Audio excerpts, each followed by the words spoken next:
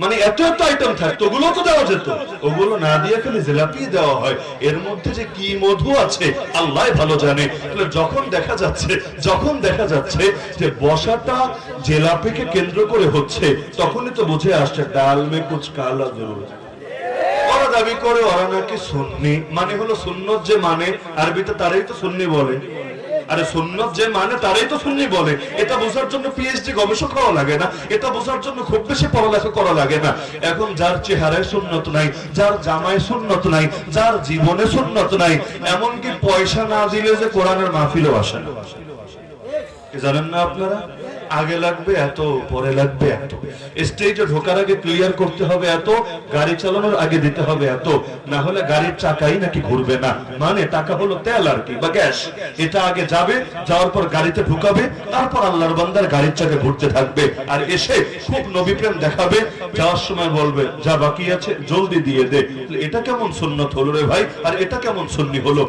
আল্লাহর নবীর সুন্নত যদি আসলেই তাদের মধ্যে থাকতো, আল্লাহর নবীর আদর্শ এতদিনে সমাজে কায়েম হতোই হতো। মুজাহিদ এত বেশি লাগে না? বদরের ময়দানে 313 হাতে আল্লাহ বিজয় দিয়ে দিয়েছেন।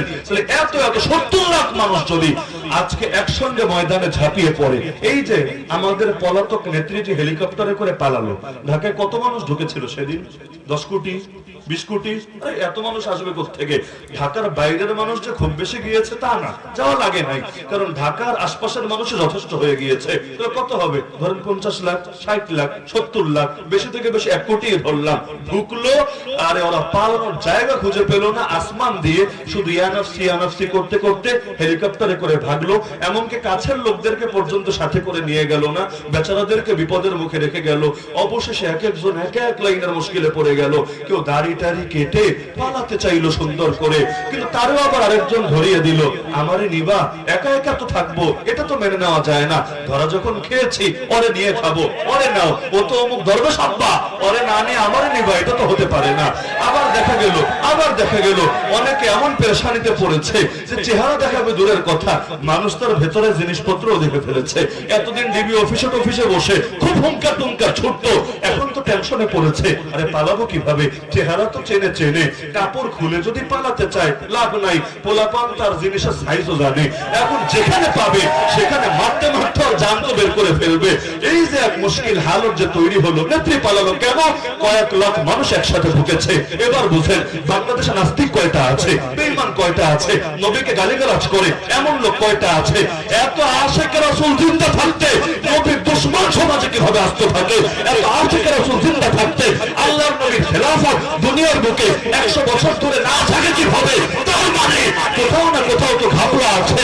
আমার মন বলে কাফের মুশরিকরা এ সমস্ত ভণ্ডদেরকে, এ সমস্ত বেদাতীদেরকে পারে এজন্য, যাতে করে তারা আসল দুশমন রাসূল, আসল গুস্তাখ রাসূলদেরকে প্রটেক্ট দেয়, নিরাপত্তা দেয়। আর মানুষের সব ক্ষোভ, সব ইন্টেনশন, সব রাগ এই ভাবপন্থী উলামায়ে উম্মতের দিকে ঘুরিয়ে দেয়। এটা আমার ব্যক্তিগত ধারণা, আমি তো দাবি করছি না যে আসলে এমন করে, লেকিন আমার দিল বলে যে ওরা টাকা খায়, টাকাকে উম্মার হকপন্থী উলামায়ে কেরামকে তাদের মানুষদের সামনে বিতর্কিত করতে চায়, নবীর দুশমন হিসেবে আখ্যায়িত করতে চায়। আর ক্ষমতায় যারা থাকে ওদের পা চাটতে জিহ্বা পর্যন্ত ছিলে ফেলে।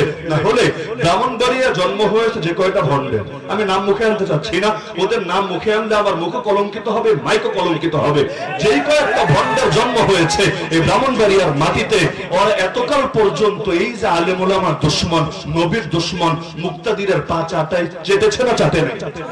আরে চেটেছে না চাটে নাই? যে ওলামায়ে কেরামের দুশমন সে নবীর দুশমন, সন্দেহ নাই। কারণ আমি আপনারে ভালোবাসি, কিন্তু আপনার ছেলে দেখলে চল লাগাই, থাপ্পড় লাগাই, গালি দেই, ওরে কোনো দাবি দেই না। এমন যদি আচরণ করি, আপনি যদি আসলেই জন্মদাতা হন, আপনি কিন্তু আমার উপরও বিরক্ত হবেনই, এর ভুল হবেই না। এমন কি যদি এমন হয় যে আমি ধরেন কারোর সাথে খুব বেশি কথা বললাম না, কিন্তু বাচ্চা একটা নিয়ে এসেছে, হুজুর একটু দোয়া করে দেন, আমি বাচ্চাটার সাথে কথা বললাম, মাথায় হাত বুলিয়ে দিলাম, একটু দোয়া করে দিলাম। বাপের সাথে হয়তো কিছু বলি না, দেখবেন বাপ খুশি হয়ে গেছে, বাসায় গিয়ে গর্ব করছে, এলাকায় গিয়ে গর্ব করছে, হুজুরটা খুব ভালো, আমার ছেলেটারে দোয়া দিয়েছে, মূল্যায়ন করেছে। কি বুঝলেন? ওয়ারিসরে ভালোবাসা মানে সে যার ওয়ারিস তারেও ভালোবাসা। যেমন নবীরে গালি দিলে নবী জবাব দেওয়ার আগে জবাব দিয়ে দেন আল্লাহ। কেন আল্লাহ জবাব দিতে হবে কেন নবীরে গালি দিলে? তার মানে আল্লাহর নবীকে যখন গালি দেয় আল্লাহরই কষ্ট লাগে, এজন্য তাব্বাত ইয়াদা আবি লাহাবি ওয়া তাব বলে আল্লাহ নিজেই জবাব দিয়ে দেন গালিবাজদের মুখে। তাহলে যারা নবীর ওয়ারিসদের দুশমন তারা কি আসলে নবীর দুশমন না? বলে না, তারা কি নবীর দুশমন না? তো এই সমস্ত নবীর দুশমনদের যারা পা চাটে আর হকপন্থী উলামায়ে কেরামদেরকে বিতর্কিত করে আর ওদেরকে ভণ্ড বলে না, তো ভণ্ডকারে বলে।